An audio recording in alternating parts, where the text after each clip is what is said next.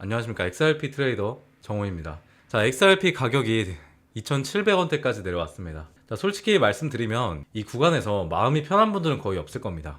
와, 진짜 너무 많이 빠졌다. 이 정도면 다시 회복이 되는 건지 모르겠다. 뭐 지금 버려야 될지 모르겠다. 이러신 분들이 전혀 이상하게 생각하는 게 아니에요. 지금의 하락은 단순히 하루 이틀의 조정이 아니라 사실은 꽤나 오래 이어지고 있는 하락의 흐름이기 때문입니다. 자, 그래서 오늘은 뭐 희망 섞인 말이나 막연한 낙관이 아니라요.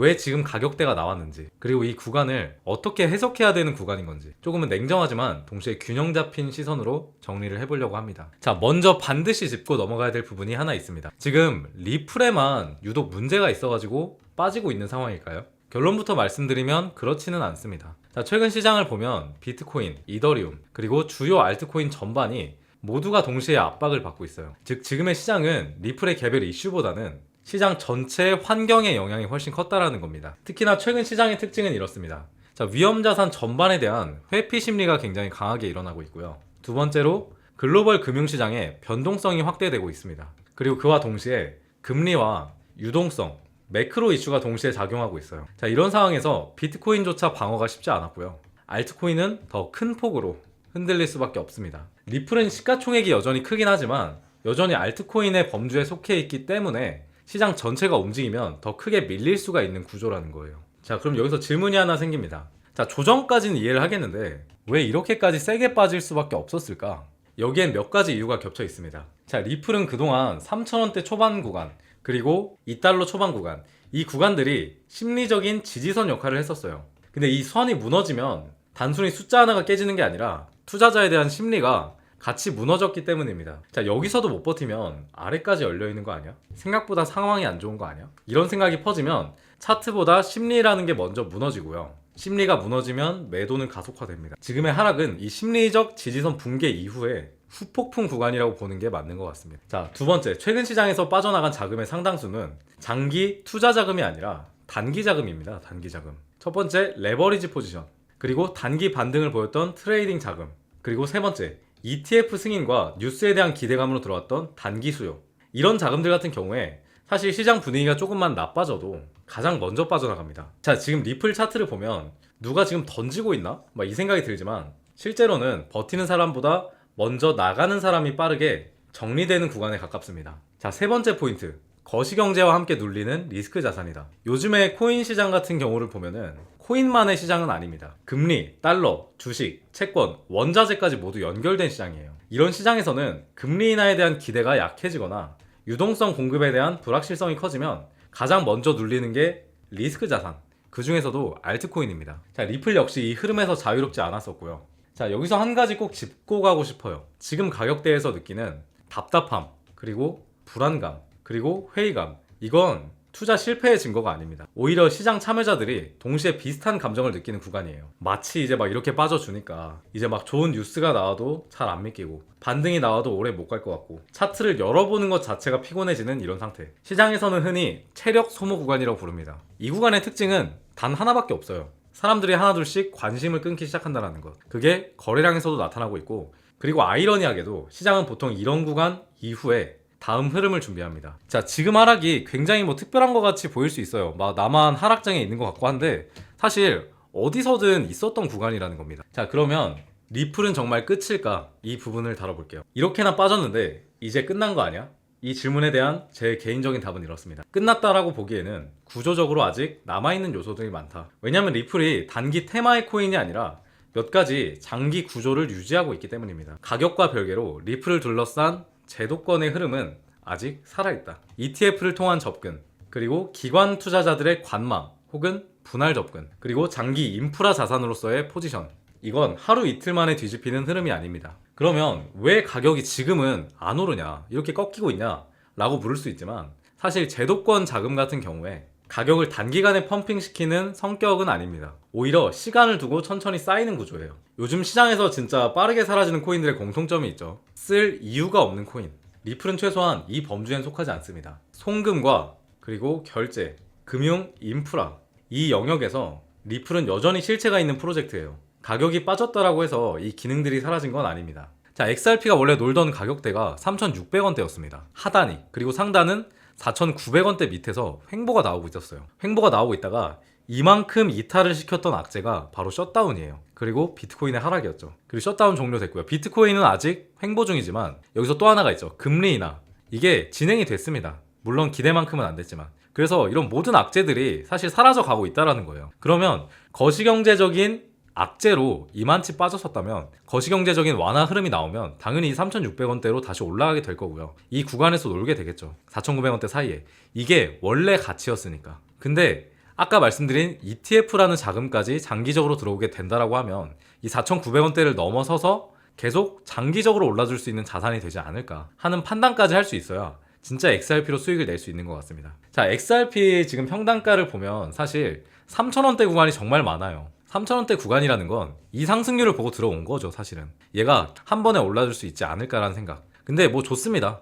XRP가 잘 올라줬던 자산인 건 맞으니까요. 근데 이렇게 들어왔을 때 본질을 자꾸 잊고 매매하거나 아니면 단기간에 안 올라준다고 짜증내기만 하면 XRP로 수익은 내기가 힘들어요. 자, 심리에 대한 부분이 가장 중요하다고 말씀드렸죠. XRP 700원일 때부터 저는 가지고 있었는데요. 물론 뭐 매도도 하고 다시 매수도 하고 했지만 결국에 끝까지 수익을 봤던 사람은 끝까지 가지고 있던 사람이었습니다. 이런 가치 자산에 대해서는 이런 심리가 굉장히 중요하게 작동을 해요. 결국에 기술적 분석이고 오늘 뭐 뉴스고 다 알아보긴 했지만 제가 말씀드리고 싶은 건 심리다. 구조를 말씀드렸잖아요. 저는 무작정 올라갈 거라고 하는 게 아니라 구조를 말씀드리면서 비트코인 ETF를 봤었죠. 이 구조를 알고 있다라고 하면 지금 구간대에서 뭐 이탈을 고민하는 건 사실 좀 바보 같은 짓이라고 생각을 해요. 저는 이 심리를 컨트롤할 수 있는 가장 좋은 방법 중에 하나가 비트코인이 지금 장일 때 크게 올라갈 수 있는 코인들 같이 매수를 해놓는 게 좋은 방법이라고 생각을 해요.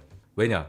얘가 떨어져도 다른 데서 벌면 되잖아요. 그리고 그 방법들을 저는 알고 있고요. 그리고 심지어 비트코인의 반등이 나오게 되었을 땐 이제 앞으로 올라갈 코인들이 더 많이 생길 겁니다. 그러면 XRP는 천천히 올라가게 냅두자고요. 그리고 다른 급등이 나오는 코인들로 수익을 벌면서 XRP를 추가 매수하고 이러면 시드는 자연스럽게 불어날 수밖에 없습니다. 이 부분을 반드시 알고 계시면 좋을 것 같고요. 자, 어떤 코인이 올라갈 것 같냐? 어떤 코인이 급등이 나올 수 있는지 이 부분들 말씀드려 보도록 하겠습니다. 자, 제가 진짜 오래 공부해서 알아낸 내용이니까 좋아요만 한 번씩 눌러주시고 봐주시면 좋을 것 같습니다. 자, 제가 순코인에 대해서 굉장히 말씀을 많이 드리는데 얘가 사실 올해 상승률이 가장 좋았던 코인이지 않나라고 판단을 하고 있어요. 자, 얘 같은 경우에 저점에서부터 수익률로 따지면 거의 3,100%까지 올라줬어요. 자, 그리고 얘랑 비슷한 정도 수준의 상승이 나왔던 휴머니티 프로토콜 마찬가지로 보자면 1,400% 정도의 급등이 나왔습니다. 자, 그렇기 때문에 저 같은 투자자들이 이럴 때 뭘 하냐면 얘네들의 패턴을 분석을 하기 시작해요.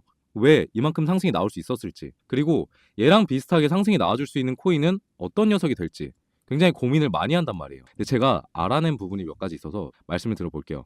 자, 우선 두 가지 다 신규 상장 코인이었다라는 점이고요. 얘는 이번 7월에 상장했고 순코인 같은 경우에 이번 5월에 상장을 했습니다. 신규 상장을 했죠. 신규 상장을 했고 밑으로 쭉 빠져주는 흐름이 나오다가 자로 잰 듯한 바닥 구간이 출현을 했어요. 그리고 역시나 거래량이 들어오기 시작하면서 그 이후에 엄청난 급등을 만들어 줬단 말이죠. 자, 순코인도 한번 봐볼게요. 자, 이쪽 부분을 좀 크게 보겠습니다. 마찬가지로 5월에 상장한 신규 상장 코인이었고요. 상장 이후에 쭉 빠져주는 흐름이 나오다가 자로 잰 듯한 바닥 구간이 역시나 출현을 했고 이 바닥 구간에서 역대급 거래량이 들어오기 시작했을 때 그 뒤로 엄청난 상승률을 보였다라는 걸 감안을 한다라고 하면 제가 말씀드리는 부분은 지금 이 자리에 있는 코인들을 우리가 매수를 하면 좀 푸근하게 가져갈 수 있지 않을까라는 부분이거든요. 자, 그래서 제가 추천드리는 코인이 하나 있죠. 자, 바로 이 코인이고요. 상장 시기 역시 앞선 코인들과 비슷합니다.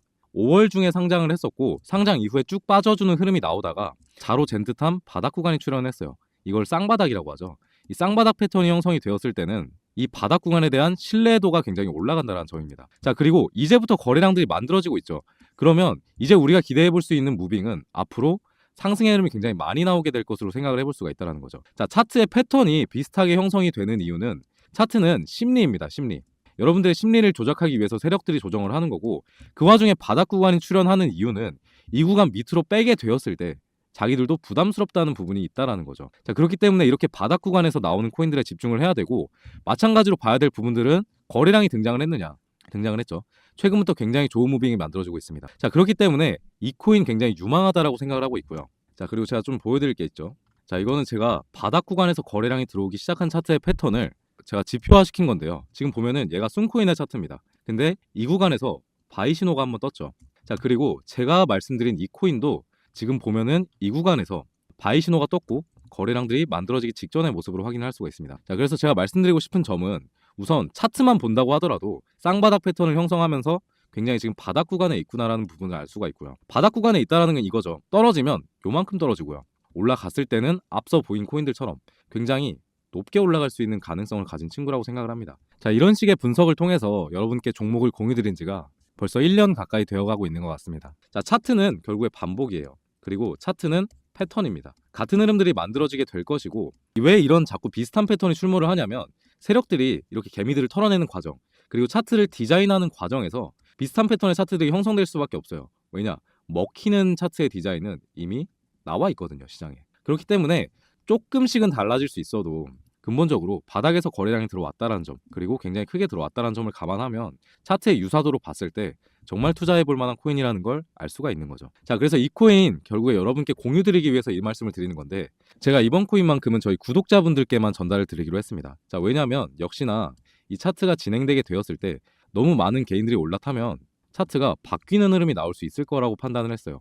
개미털기가 좀 더 심하게 만들어질 수도 있고요. 그래서 저희 구독자분들께만 공유드리는 점 양해 부탁드리고, 그렇다고 해서 신청 절차가 엄청나게 복잡한 것은 아닙니다. 구독이랑 좋아요 한 번씩만 남겨주세요. 자, 지금 화면에 보이는 번호로 구독이라고 보내주시면 제가 지금 발견한 이 코인 보내드리도록 하겠습니다. 자, 생각보다 급등의 일정이 빠르게 나와줄 수 있다고 생각을 해요. 앞선 본 순코인 그리고 휴머니티 프로토콜을 감안하면 이 자리가 나오고 나서 급등이 거의 바로 이어졌거든요. 그러다 보니까 잘 받아서 매수해 보셨으면 좋겠고, 얘 같은 코인들은 앞서 말씀드린 코인과 다르게 바닥 구간에 있기 때문에 어느 정도 비중을 크게 담아봐도 괜찮을 것 같습니다. 지금 핸드폰으로 보시는 분 계실까봐 번호 한번 불러드릴게요. 010-5872-7811 010-5872-7811이라고 구독이라고 보내주시면 코인명 공유 드려보도록 하겠습니다. 자, 그리고 한 가지 또 당부드리고 싶은 말씀은, 얘는 올랐다라고 해서 팔아버리면 안 돼요. 상승이 어디까지 나올지 모르기 때문에. 자, 순코인 같은 경우에도 그렇게 상승률이 많이 나왔는데 위에 그냥 상방은 흐름 한번 나왔다고 던져버렸으면